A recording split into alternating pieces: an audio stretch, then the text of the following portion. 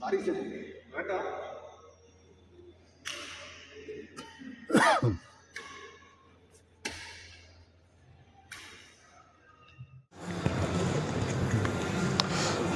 Hi every one, நான் உங்கள் சிவா. இது செட்டில் கார்க்கு வந்துட்டு நிறைய பேர் விளையாண்டுருப்பீங்க. ஸோ நம்ம சிவா அருண் டிவியில் பார்த்தீங்கன்னா பிரத்யேகமாக செட்டில் கார்க் விளையாடக்கூடிய ஒரு அரங்கத்தை பற்றின ஒரு தகவல் தான் நீங்கள் இன்றைக்கி பார்க்க போகிறீங்க. ஸோ அதனுடைய கோச் இருக்கார். ஸோ அவர்கிட்ட வந்து நம்ம டெப்த்தாக வந்து நம்ம இந்த கேம் வந்துட்டு எப்படி விளையாடணும், ஸோ இங்கே வந்துட்டு என்ன ப்ரொசீஜர் வந்து ஃபாலோ பண்ணுறாங்க அப்படிங்கிறத பற்றி நம்ம டீட்டெயிலாக கேட்டு தெரிஞ்சுக்கலாம். ஸோ அவனுடைய கோச் இருக்கார். ஸோ சார்கிட்ட வந்துட்டு நம்ம சில வேர்ட்ஸ் வந்து கேட்கலாம். சார் வணக்கம் சார். சார் உங்கள் பேர் sir? Sir Kalaiyarasan. Kalaiyarasan. So இங்கே வந்துட்டு செட்டில் கார்க்கு வந்துட்டு எவ்வளோ ஆண்டுகளாக இங்கே வந்து கோச்சாக ஒர்க் பண்ணிட்டுருக்கீங்க? நான் இங்கே ஒரு 5 months-ஆக இருக்கேன். 5 months-ஆக இருக்கீங்க. ஸோ இந்த கேம் வந்துட்டு என்னென்ன ப்ரொசீஜர் அப்படிங்கிறத கொஞ்சம் டீப்பாக எக்ஸ்பிளைன் பண்ணுங்கள். ப்ரொசீஜர் சிங்கிள்ஸ் ஆடும் அண்ட் டபுள்ஸ், அந்த மிக்சட் டபுள்ஸ் அண்ட் அந்த மாதிரி இருக்குது. ஓகே, நீங்கள் எவ்வளோ வருஷமாக இந்த செட்டில் கார்க்கு விளையாண்டுருக்கீங்க? ஸோ நான் 9th-லேருந்து ஆடிட்டு இருக்கேன் சார். 9th-லேருந்து விளையாண்டுருக்கீங்க. ஓகே, நீங்கள் ஏதாவது கேம்ஸில் வந்துட்டு டிஸ்ட்ரிக்ட் வைஸ் ஏதாவது பார்ட்டிசிபேட் பண்ணியிருக்கீங்களா சார்? ஷெடியூல்ஸ் பண்ணியிருக்கீங்க. Super sir, super. ஸோ இங்கே வந்துட்டு இந்த அரங்கம் வந்துட்டு எங்கே இருக்குது சார்? ஸோ இது fun extreme like towards Mettupalayam, Goundampalayam, nearby Goundampalayam. எத்தனை ஸ்டூடெண்ட்ஸ்க்கு நீங்கள் கோச் பண்ணிட்டுருக்கீங்க? நான் 12 சார். 12.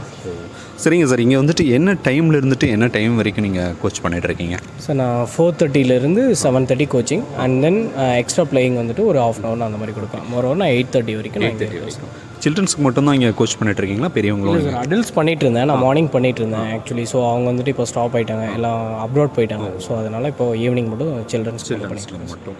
சரி, இதில் வந்துட்டு இந்த ஒரு பேட்மிண்டன் விளையாடும் போது நம்ம என்னென்ன முக்கியமாக கவனிக்க வேண்டிய கேமில்? ஆக்சுவலி இது வந்துட்டு ஒரு மைண்ட் பிளேன்னு சொல்லலாம் சார். ஏன்னா ஒரு நம்ம ஆப்போனண்ட் அப்சர்வ் பண்ணிட்டு தான் இந்த கேம் நம்ம ப்ளே பண்ண முடியும். இல்லை நம்ம ஜாலியாக ப்ளே பண்ணுறது பண்ண முடியாது. அதுக்கப்புறம் வேறு என்ன சொல்லலாம் அப்படின்னா, இப்போது நம்ம ஒரு ப்ராப்பராக ஒரு டாஸ் பண்ணுறோம். அதுனா இப்போ எல்லாரும் ஷெட்டில் எடுத்து நம்ம ப்ளே பண்ணிடலாம். பட் அந்த ப்ராப்பர்ன்றது வந்துட்டு கோச்சிங் போனால் மட்டும் தான் கிடைக்கும். ஸோ அதுக்காக தான் கோச்சிங் எல்லோரும் வரும். சார் மோஸ்ட்லி பார்த்தீங்கன்னா என்ன பேட் வந்துட்டு நம்ம யூஸ் பண்ணுறது வந்துட்டு நல்ல ஒரு ஹிட் கிடைக்கும்? ஒரு நல்ல ஹிட் அப்படின்னு சொன்னால் யானக்ஸ் அண்ட் லீனிங் ஒரு யூஸ் பண்ணலாம். நீங்கள் அதை சஜஸ்ட் நான் சஜஸ்ட் பண்ணுவேன் சார். அதுக்கப்புறம் என்னென்னா ஒரு ஏஜ் கேட்டகரி வைஸாக சஜஸ்ட் பண்ணுவோம். இந்த மாதிரி நல்ல பிளேயர் அப்படின்னு சொன்னால் ஹெட் வெயிட் ராக்கெட் யூஸ் பண்ணலாம், நல்லா ப்ளே பண்ணலாம். ஸோ அந்த மாதிரி. ஸோ மோஸ்ட்லி பார்த்தீங்கன்னா நம்ம தமிழ்நாட்டில் இந்தியாவிலேயே பார்த்தீங்கன்னா கிரிக்கெட் தான் வந்து ஒரு மோஸ்ட் பாப்புலர் கேமாக இருக்குது. ஸோ இந்த கேம் வந்துட்டு எக்ஸ்ட்ரீம் லெவலில் சில்ட்ரன்ஸ் வந்து அதிகமாக உள்ளே வர்றதில்லை. அது என்ன ரீசன் சார்? என்ன ரீசன் அப்படின்னு சொன்னால் காம்படிஷன் அதிகம் சார். ஏன்னா இப்போ ஷெட்டில் கோர்ட் அப்படின்னு சொல்கிறது நியர்பை அதிக ஷெட்டில்ஸ் கோர்ட் இருக்குது. ஸோ அது ஒரு ரீசனாக சொல்லலாம். அதுக்கப்புறம் என்னென்னா ரொம்ப காம்படிஷன் இருக்கும். ஸோ அதுக்கு நம்ம எஃபோர்ட் போட்டு ஒர்க் அவுட் பண்ணோம். லைக் நான் சொன்ன மாதிரி மைண்ட் கேம்னு சொன்னோம் பார்த்தீங்களா.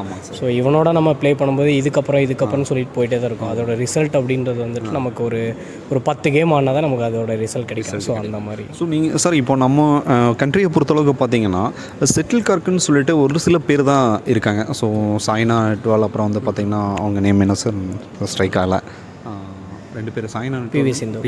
இவங்க 2 பேர் தான் வந்துட்டு ஒரு விமன்ஸில் வந்துட்டு ஒரு லீட் ரோலில் இருக்காங்க. ஸோ மேலில் வந்துட்டு சொல்லிக்கிற மாதிரி யாருமே இது வரைக்கும் வரல. ஸோ எதனால் வந்துட்டு இந்த ஒரு விஷயம் இருக்குது? இந்த மாதிரினா நம்ம அதுக்கான டெடிக்கேஷன் இருக்கணும் சார் ஆக்சுவலி. ஸோ ஜிம்முக்கு எப்படி வந்துட்டு இப்போ ஒரு ஒர்க் அவுட்டு அதுக்குன்னு இப்போ நம்ம எப்படி ஸ்டடீஸ் பண்ணுறோம் இல்லை சார், அதுக்காக நம்ம டெடிக்கேஷன் இருக்கும். கரெக்டாக ஒர்க் அவுட் பண்ணோம். அதுலேயே நம்ம வந்துட்டு ஃபுல்லாக ஸ்டடீஸ்ன்னு இருக்கோம். ஸோ அந்த மாதிரி ஜிம்முக்கும் வந்துட்டு இருக்கும் பார்த்தீங்களா. ஸோ அதே மாதிரி டெடிக்கேஷன் எல்லா கேம், எந்த ஒரு ஸ்போர்ட் எடுத்தாலும் சரி, ஸ்டடீஸ் எடுத்தாலும் சரி, அந்த டெடிக்கேஷன்ன்றது நமக்கு அந்த 100% நம்ம வந்துட்டு அதுக்கு நம்ம சாட்டிஸ்ஃபையாக கொடுக்கணும் சார். இப்போ வந்துட்டு இந்த கேம் பொறுத்தளவுக்கு ஸோ சம் டீட்டெயில்ஸ் வந்துட்டு கொஞ்சம் கொடுங்க சார். இந்த லெக்சர் வந்துட்டு எதுக்காக இருக்குது அப்படிங்கிறத பற்றி சொல்லி பார்த்தீங்கன்னா, இப்போது சிங்கிள்ஸ் கேம் இப்போது எப்படின்னு சொன்னால் லெவல் பண்ணுவோன்னு சொன்னால் நம்ம இந்த சைட்லேருந்து பண்ணுவோம் சார். ஸோ ஆட் ஈவன் அப்படின்னு சொல்லிட்டு நம்ம இது பண்ணுவோம், கான்செப்ட் பண்ணுவோம். ஆட் ஈவன் சொல்லி ஆட் நம்பர் ஈவன் நம்பர். இப்போ ஆட் நம்பர் அப்படின்னு சொன்னால் லைக் இந்த சைடில் நம்ம சர்வீஸ் பண்ணுவோம். 1 3 அந்த மாதிரி நம்பர்லாம் இந்த சைடில் வரும். இப்போ வந்துட்டு லவால் 2 4 அந்த மாதிரிலாம் வந்துட்டு ஆப்போனன்ட் சர்வீஸ் பண்ணுவோம். ஸோ மோஸ்ட்லி பார்த்தீங்கன்னா எவ்வளோ பாயிண்ட்ஸ்? 15 பாயிண்ட்ஸா சார்? மோஸ்ட்லி 15 பாயிண்ட்ஸ் 3 செட்ஸ் பண்ணுறவங்களும் இருக்காங்க. 20 பாயிண்ட்ஸ் ஒரே இது செட்டும் பண்ணுறவங்க. 30 பாயிண்ட்ஸ் நாக் அவுட் மேட்சஸும் இருக்கும். ஸோ மொரோவர் வந்துட்டு வெளியே நடக்கிற மேட்சஸ் எல்லாமே நாக் அவுட் மேட்சஸ் பண்ணுவாங்க அதிகமாக. ஸோ அந்த மேட்சஸ் எல்லாமே 30 பாயிண்ட்ஸ் அதை வச்சு. இப்போ நீங்கள் மேட்சஸ் போயிட்டுருக்கீங்களா? ஏன் நான் போயிட்டுருக்கேன். எங்கேயும் போயிட்டுருக்கீங்க? இப்போ நான் ஆல்ரெடி இப்போது ஒரு 2 மேட்சஸ் கூட்டிகிட்டு போயிட்டுருந்தேன். இங்கே சரவணம்பட்டியில் ஒரு ஸ்பேஸ் அகாடமி அப்படின்னு சொல்லி, அப்புறம் இருகூரில் ஒரு அகாடமி. ஓகே, லிமிட்டடான ஒரு பேக்கேஜ் தான் நீங்கள். ஒரு நார்மல் எல்லாருமே கற்றுக்கணும் சார். இந்த ஸ்போர்ட் வந்துட்டு ஆக்சுவலி பார்த்தீங்கன்னா நானும் இந்த ரேக்கெட்டை பிடிக்கும்போது வந்துட்டு இது பிடிப்பேன் நான். இந்த மாதிரி ஒரு பெரிய ரேக்கெட், ஒரு நல்ல பட்ஜெட் இருக்க ரேக்கெட் வாங்க முடியுமா அப்படின்னு சொல்லிட்டு. ஸோ இந்த ரேக்கெட் வந்து என்ன ரேட் வந்து சார்? ஸோ இது வந்துட்டு எனக்கு நான் சும்மா நார்மலான ப்ளே ஒரு என்ஃபோர்ஸ் அப்படின்னு சொல்லிட்டு ஒரு ரேக்கெட் பட்ஜெட் சார்? நான் இது வந்துட்டு ஒரு 4K வாங்கியிருக்கேன். வாங்கியிருக்கீங்க. ஸோ ஒவ்வொரு மந்த்தும் இதோட எக்ஸ்பென்சிவ் அதிகமாகிட்டு இருக்குது சார். இப்போ ஷட்டில் இப்போது ஷூஸ் எடுக்கிறோம், ஒரு நல்ல ஒரு ஸ்போர்ட்டிவான ஷூ, நல்லா கெத்தாக இருக்கணும், பார்க்க நல்லா இருக்கணும் அப்படின்னு சொன்னாலே ஒரு 2K 3K அந்த ரேஞ்சஸ் போயிடும். அதே மாதிரி ஒரு நல்ல ரேக்கெட் எடுக்கணும், நல்லா ஸ்மாஷ் பண்ணி நான் நல்லா விளையாடுவேன் அப்படின்னு சொன்னால் அதுக்கு ஒரு 4K 3K. ஸோ வந்துட்டு இந்த மாதிரி பட்ஜெட் ஸ்பெண்ட் பண்ணுற மாதிரி. அப்புறம் நம்ம ஃபெதர் ஷட்டில் தான் நான் வந்துட்டு ப்ராக்டிஸ் பண்ணிட்டு இருக்கேன் பசங்க.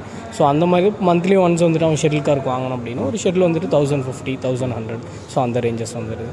ஸோ அவனுக்கு அதுவே வந்துட்டு ஒரு மாதம் இதுக்குன்னு ஒரு பட்ஜெட் இது பண்ணும் இல்லையா. ஸோ அதுக்காக வந்துட்டு சரி அவனை நிலைமையை நான் கன்சிடர் பண்ணிவிட்டு லைக் ஒரு கம்மியான ப்ரைஸில் நான் கோச்சிங் இது பண்ணிட்டேன் சார். ஆஸ் அ கோச்சராக வந்துட்டு எனக்கு ஒரு கொஸ்டின் மட்டும் நான் உங்கள்கிட்ட கேட்கணும்னு நினைக்கிறேன்.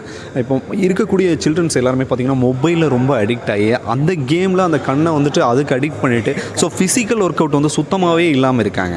ஸோ ஆஸ் அ கோச்சாக வந்துட்டு நீங்கள் வந்துட்டு அவங்களுக்கு கொடுக்கக்கூடிய அட்வைஸ் என்ன? நான் வந்துட்டு என் ஸ்டூடெண்ட்ஸுக்கு வந்துட்டு நான் வந்துட்டு ஃபர்ஸ்ட் ஆஃப் ஆல் வந்துட்டு ஒரு 2 விஷயம் சொல்லுவேன் சார்.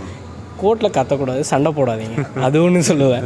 ஸோ அதுக்கப்புறம் இன்னொன்று என்ன சொன்னோன்னா, என் மொபைலில் ஆக்சுவலி பார்த்தீங்கன்னா கோர்ட்டில் தெரியும் எவனும் மொபைலை வெளியே எடுத்துருக்க மாட்டாங்க, எந்த ஸ்டூடெண்ட்டும் மொபைலை வெளியே எடுக்க மாட்டாங்க.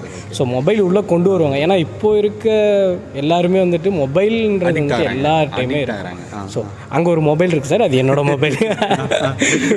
ஸோ அதனால் ஓகே.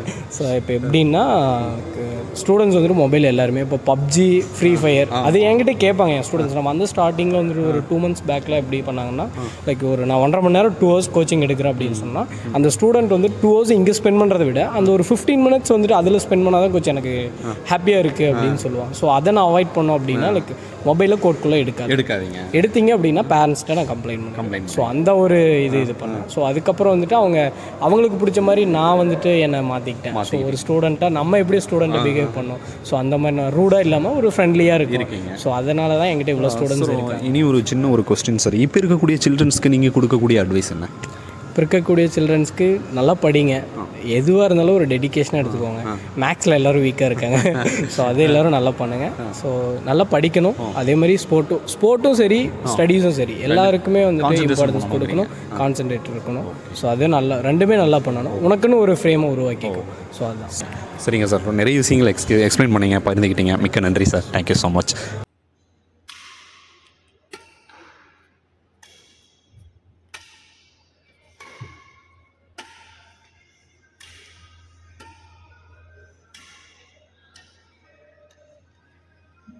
Sorry sir,